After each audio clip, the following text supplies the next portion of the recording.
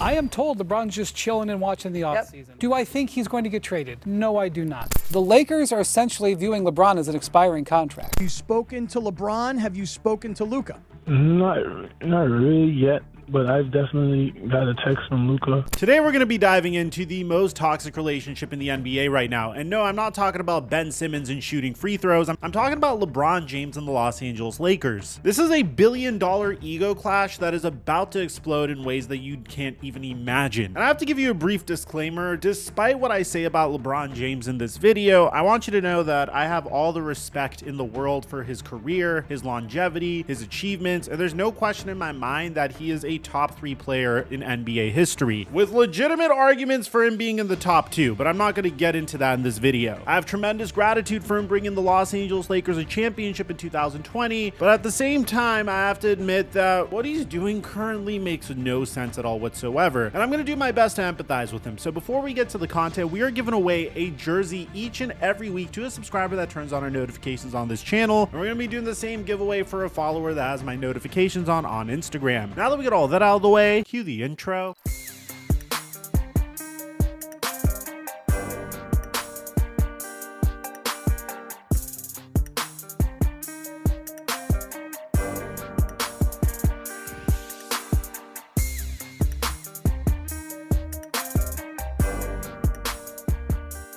As a result of my brand new partnership with Fantasy Aces, we have been profiting like crazy via my new Discord server. I'm going to leave a link to it in the WAP link in the description down below. And if you haven't signed up for Prize Picks, make sure you use my promo code microphone to get a free $50 when you make a play of $5 or more. And thank you, Prize Picks, for today's sponsor. Mic check 1 2 1 2. What's going on, everybody? So here's a brief history lesson. On June 30th, 2025, LeBron James officially gave the middle finger to the Los Angeles Lakers, exercising his $52.6 million player option for the 2025-26 season. This makes him the first player in NBA history to play a 23rd season. So normally when the face of your franchise commits for another year, you would celebrate, right? Press conferences, social media posts, champagne in the office. But the Los Angeles Lakers did absolutely nothing. They were radio silent. There wasn't even a tweet celebrating the fact that the greatest player of our generation is now returning to the Los Angeles Lakers for year 23. Why? Because according to ESPN's Brian Windhorst, both sides are being passive aggressive with one another, and the entire situation is unusual. But that's just the tip of the iceberg. Wait until you hear what Rich Paul said that has teams around the league trying to make phone calls, and the behind the scenes power struggle that's tearing this franchise apart. The decision was first reported by Shams. So LeBron James is opting in to his nearly $53 million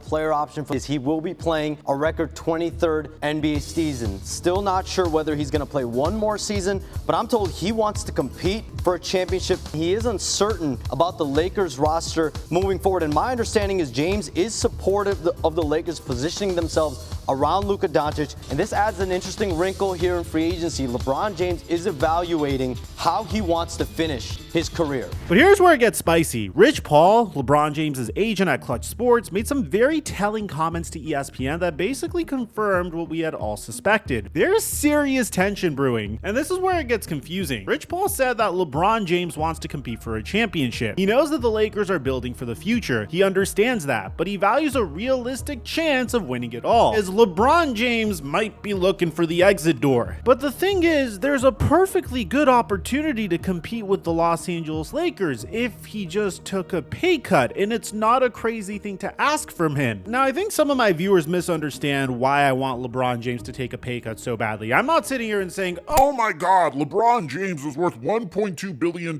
He's made enough money and the Lakers need the money more. No, I want him to take a pay cut so the Lakers could have more cap space to build a contender around him. And when you're worth $1.2 billion according to Forbes, you don't need the additional $25 million. As a matter of fact, sacrificing that money in order to win another championship would do wonders for your legacy. LeBron James could essentially close out the GOAT debate if he wins 2 more championships. And that's why this decision makes zero sense. His Nike deal alone is reportedly worth over $1 billion, and he makes about $80 million annually from endorsements. This man owns pieces of Liverpool FC, the Boston Red Sox, and made a fortune when he sold his Beats by Dre stake to Apple. His total NBA earnings through this contract will be $583.9 million, more than any player in NBA history. Yet here he is, taking every last penny of that $52.6 million while his team drowns in luxury tax payments. And when you hear what ESPN cap expert Bobby Marks said about what the Lakers could have done if LeBron just took $15 million less, then this is gonna make you realize just how selfish and foolish of a decision this truly was. Let me break down these numbers for you because this is where it gets absolutely insane. The Lakers are projected to be approximately $36.8 million over the salary cap for the 2025-26 season, which puts them dangerously close to the luxury tax aprons. The first apron is projected at $195.9 million, and the second apron is at $207.8 million for next season. LeBron's $52.6 million player option takes up 34% of that $154.6 million salary cap. More than a third of the Lakers' cap space is going to a 40-year-old player who just had his worst playoff performance in years. And again, I want to emphasize this point because I know there's subscribers saying, Mike, why would LeBron James take less money? And if you just take a look at NBA history, and honestly all of sports history, you'd notice that this works. Tim Duncan took massive pay cuts throughout his career to keep the Spurs competitive, and in his later years, he was making as little as $5.4 million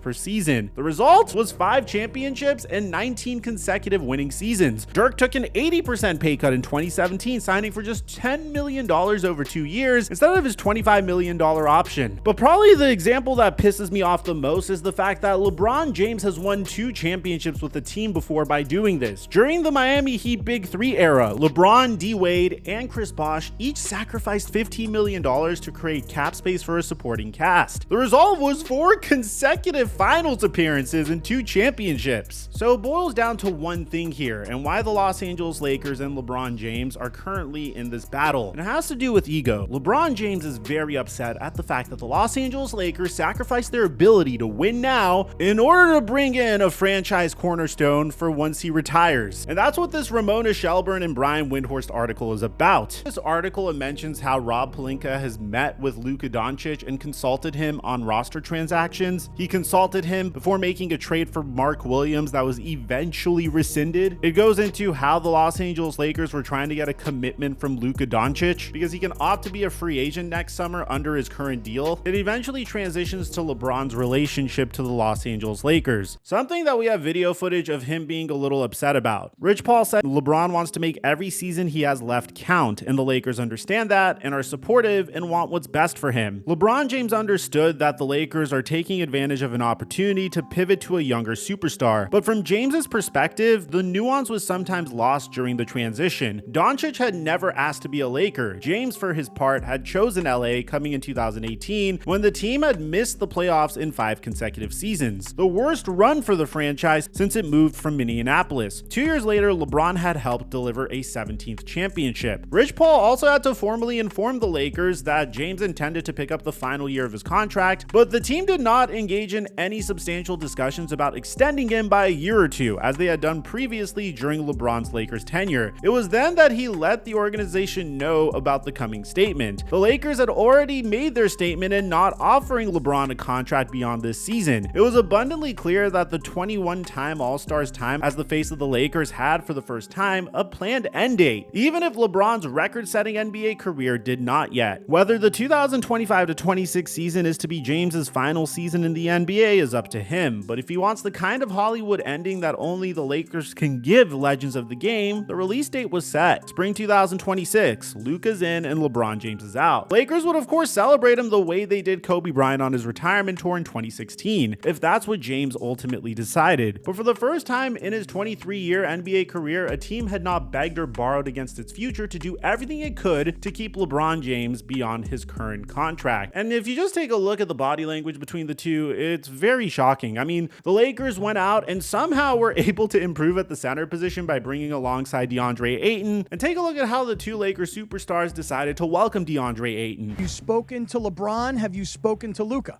Not really yet, but I've definitely got a text from Luka.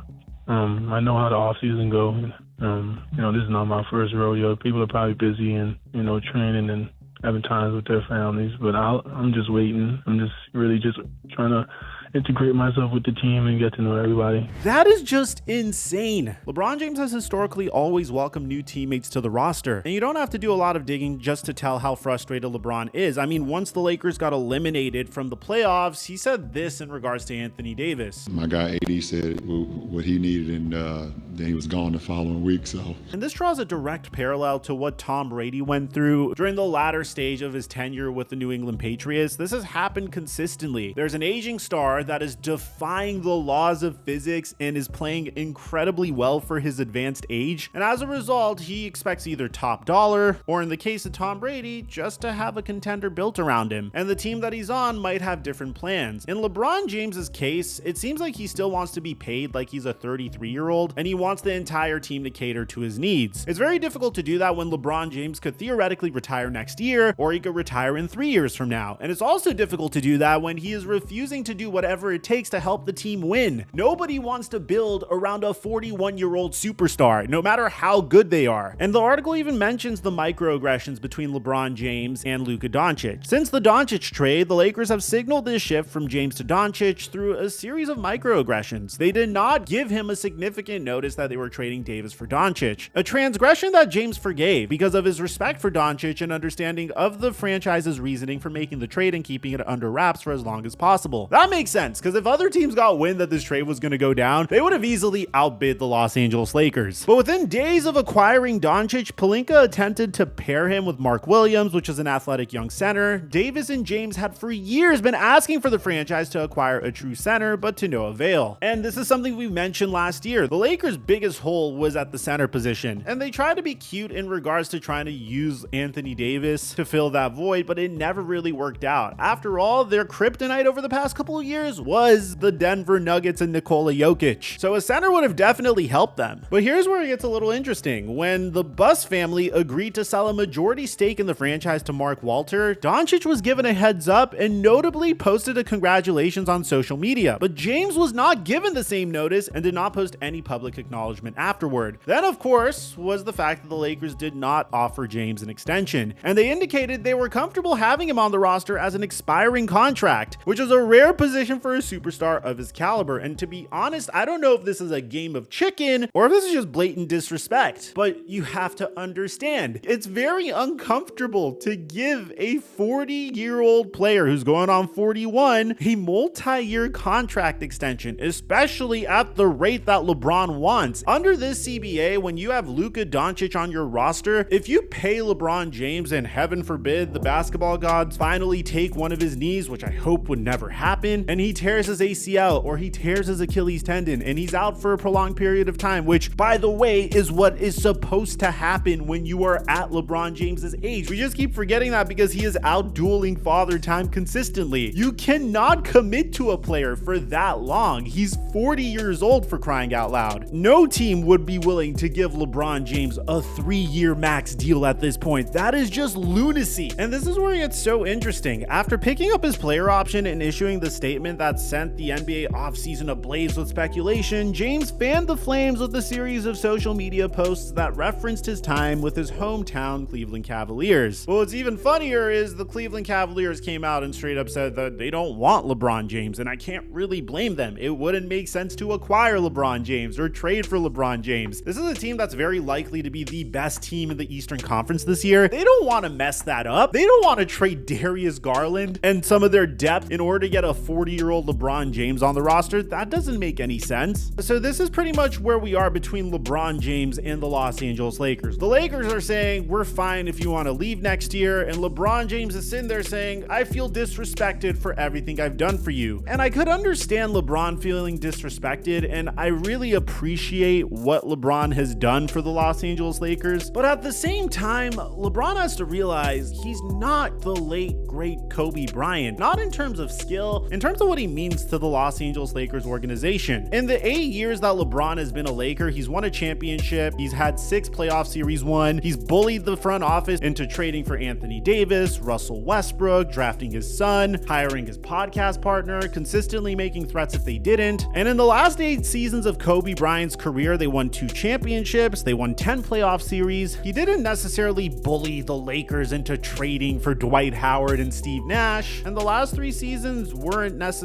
great, but he never complained about it. Of course, Laker fans remember back in the 2007 offseason, he demanded a trade, and that's pretty much about it. But during the twilight of his career, when he knew his career was about to be over, Kobe Bryant never created this level of ruckus for the Los Angeles Lakers. And Kobe Bryant will always mean significantly more to the Los Angeles Lakers than LeBron James ever will, even though we appreciate him. And I feel like LeBron is just frustrated that he's not getting that type of Kobe Bryant treatment, but at the same time, he's just viewing this from the lens of himself. If he was the general manager of the Los Angeles Lakers, he would have traded Anthony Davis for Luka Donic 10 out of 10 times. And if he wanted to be a star that is celebrated by the Lakers, he would have taken a pay cut so the Lakers could have added additional depth behind the DeAndre Ayton signing. They could have gotten Brooke Lopez, they could have brought back Dorian Finney-Smith. This team could have been a contender in the loaded Western Conference. But instead, he's trying to manipulate the masses, and at this point, I don't really think it's working. I don't know what LeBron James's future is going to look like next offseason. I hope he remains a Los Angeles Laker at the right price, but if he decides to move on, it wouldn't bother me all that much, especially at the amount of money that he's demanding and the amount of drama he's causing behind the scenes. And again, this is a guy that has all the love and respect for LeBron James's approach to the game, his longevity, the way he took care of his body, and the way that he's handled himself through the majority of his career, except recently when he's been trying to execute all these power moves. But let me know in the comment section down below, what do you guys think about the LeBron situation? Do you think he's in the right? Do you think I should stop making videos saying LeBron needs to take a pay cut? I'd like to hear what you have to say. Aside from that, I'm your boy Mike, and I'm dropping our mic until our next upload.